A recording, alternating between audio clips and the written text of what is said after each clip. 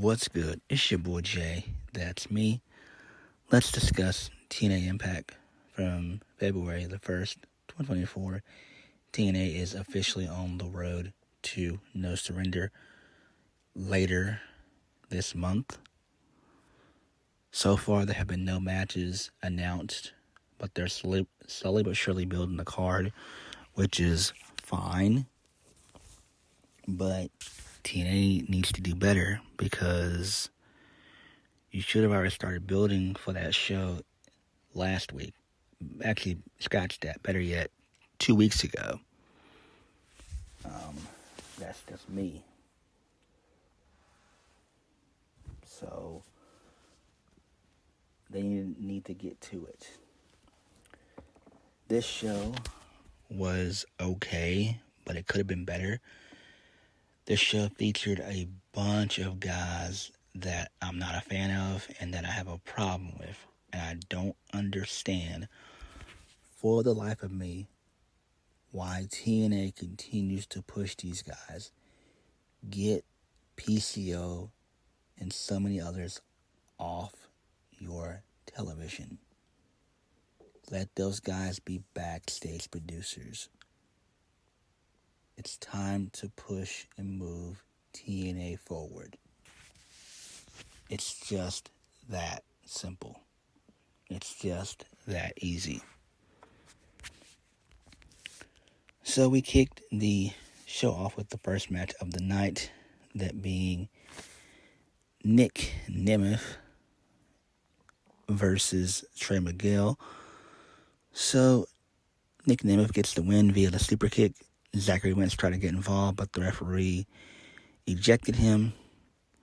Post-match, Steve Maclin and the Rascals, they beat down Nick Nemeth. Steve Maclin hit the KIA, and the Rascals, they continued to taunt Nick Nemeth. So this is fine. This makes sense. I'm pretty sure that they're going to have their match at No Surrender, that being Nick Nemeth, aka Dolph Ziggler, and Steve Maclin. And I'm hoping that this is going to be a lengthy feud.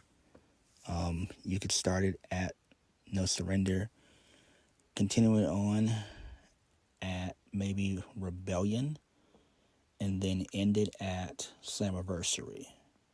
Actually, no, before Slammiversary, because I think Slammiversary is when is when Nick Nemeth needs to defeat Moose.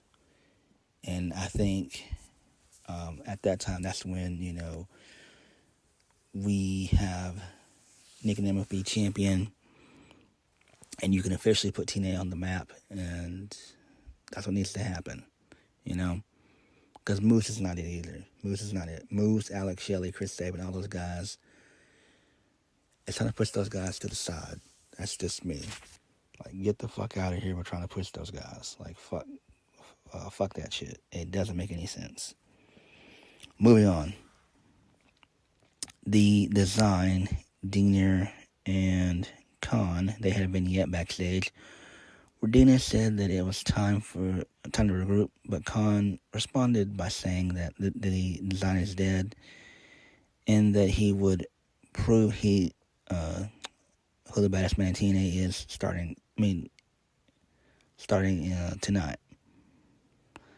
Again, get Diener and Khan off my fucking television. They're not good.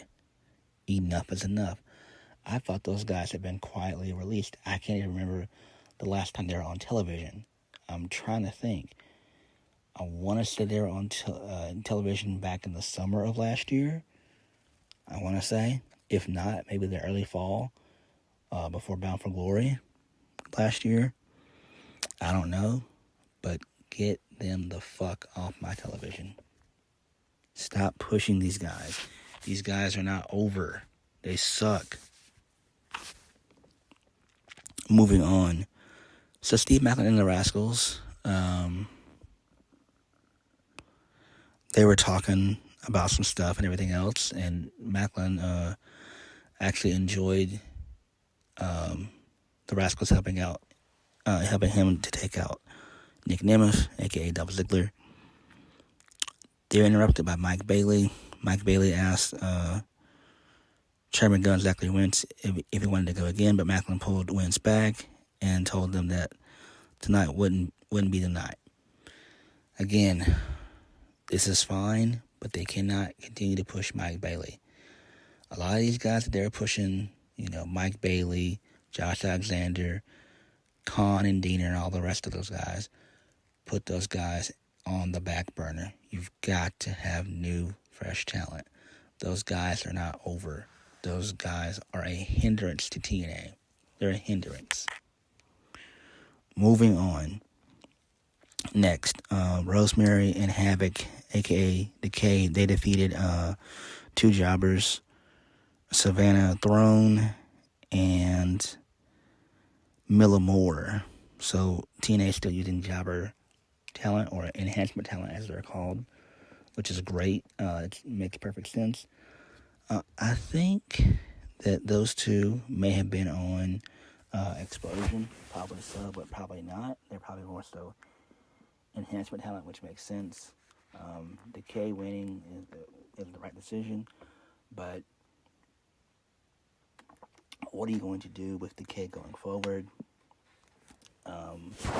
Still think that Masha Slamovich and Killer Kelly, aka MK Ultra, they should have retained at Hard to Kill, but what's done is done.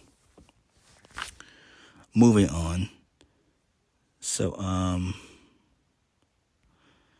Jim Miller, she interviewed MK Ultra.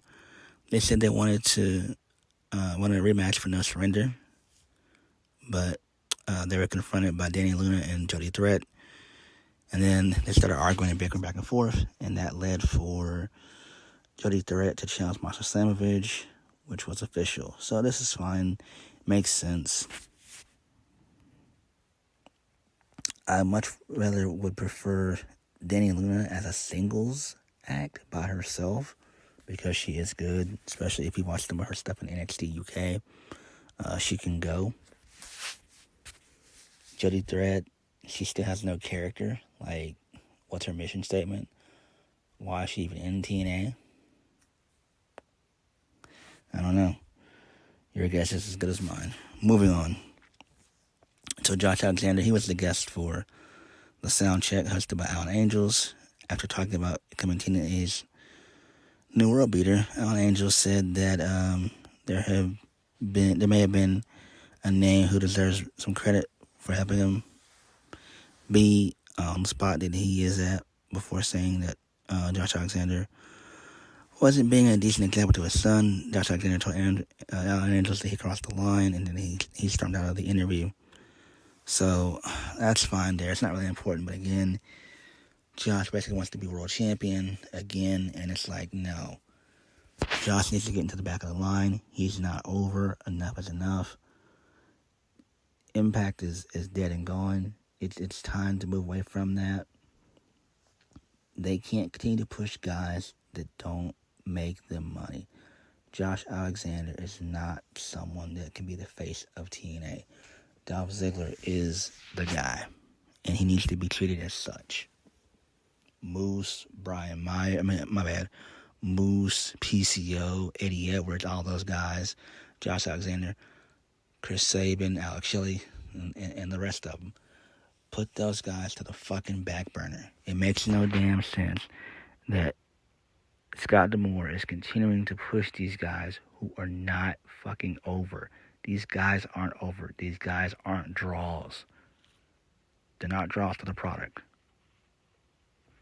He needs to quit pushing these guys. Enough is enough. I am tired of it. It is annoying. Brian Myers, he defeated Kevin Knight. Kevin Knight is someone that I like. He's really good. Hopefully he gets signed to TNA. He probably will, since Kushida is signed with TNA. So he probably will be signed in the coming months. So post-match, Brian Myers and Eddie Edwards, they're about to attack Kevin Knight post-match. But Kushida, he came out to make the save.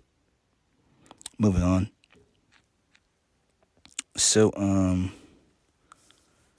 Chris Sabin, he had a backstage interview and was asked what he thinks. My bad. Let me start over again. So, Chris Sabin was interviewed backstage and was asked what was Mustafa Ali's intentions with TNA. In response, a video vignette aired on the TV in the background saying that, where he said he had his eyes on Chris Sabin's title and to make TNA a better company. And then after that, John Schuyler and Jason Hodge, who I thought were released quietly, they interrupted. And then Chris Sabin challenged John Schuyler to a match next week. And the match was made official. And it's going to be for the X Division title. And I'm just like, oh my God, what the fuck? What the fuck are they doing? This is so stupid. Get rid of these jobbers. Get rid of Jason Hodge. Get rid of John Schuyler. I think Mustafa Ali being with TNA is going to be a good thing. It's great. So maybe it'll be Chris Sabin versus Mustafa Ali at No Surrender. You could turn that into a lengthy feud to where Sabin wins. Then they face again at like Rebellion.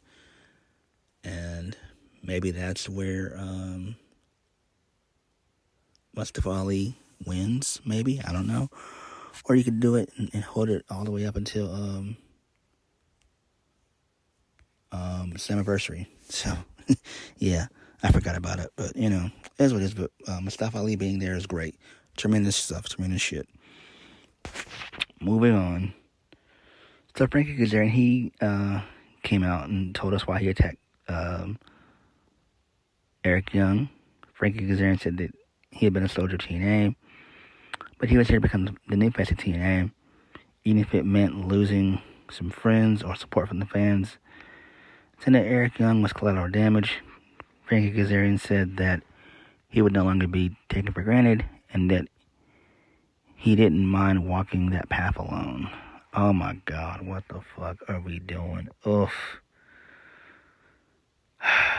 Scott D'Amore, bro, stop. Oh my God, this is so stupid. Moving on.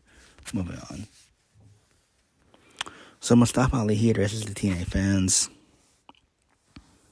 So that was pretty cool. I didn't look at the promo and what he said or whatever, so I'll have to go back and check that out.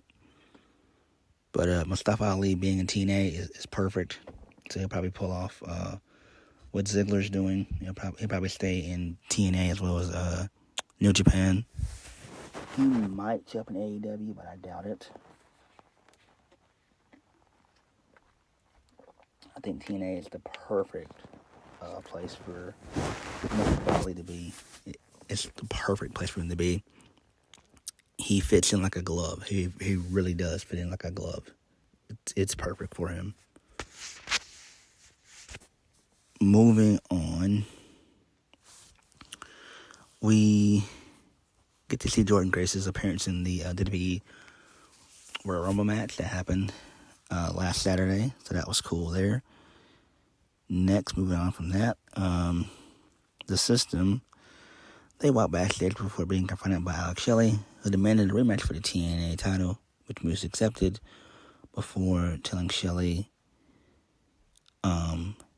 he would find out how the System works. Okay, that's fine, I guess.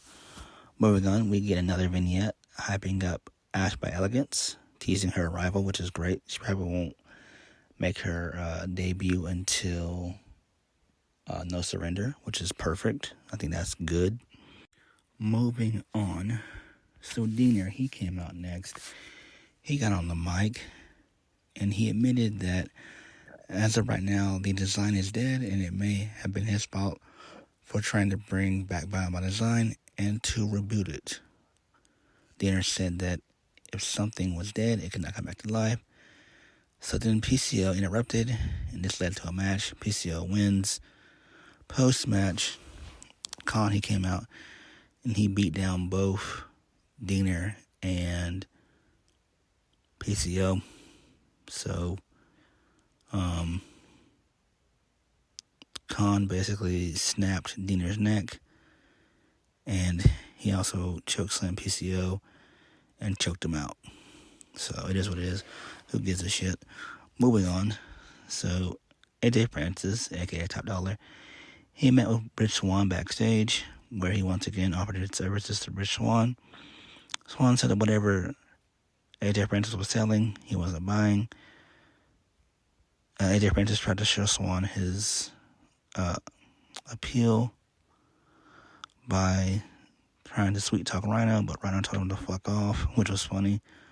I popped when he said that. AJ Francis said he was the reason that Rhinos were extinct. Rich Swann told AJ Francis that no one messed with him, and then Francis, he responded by saying that money did. Okay, pretty cool. Next, we got a video package of Jordynne Grace getting prepared for the Women's Royal Rumble. Jordynne Grace said that it didn't feel real until the day when she realized she would be representing TNA in front of 50,000 people, and that's pretty cool. Then Masha Slamovich, she defeated Jody Threat. And then the System, they beat down Kushida backstage. And then Alex Shelley ran them off. And then the main event, the Grizzled Young Vets, James Drake and Zach Gibson, they defeated Bullet Club's Ace and Bey Connection, Ace Austin and Chris Bey. The best of 3 series. So the Grizzled Young Vets, they got 1 point. So this is fine. It actually makes sense, if we're being honest. I would assume that they're going to have another match, and then probably the final match at No Surrender. So that's fine. It makes sense. Again, this episode would have been a lot better if we didn't have so much useless talent on here, like the Design, Big Con, Frankie Kazarian, and so many others.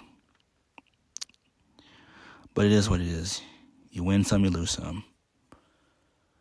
But TNA was okay this week. What did you guys think? Like, comment, and subscribe. I'll catch you guys later. Peace.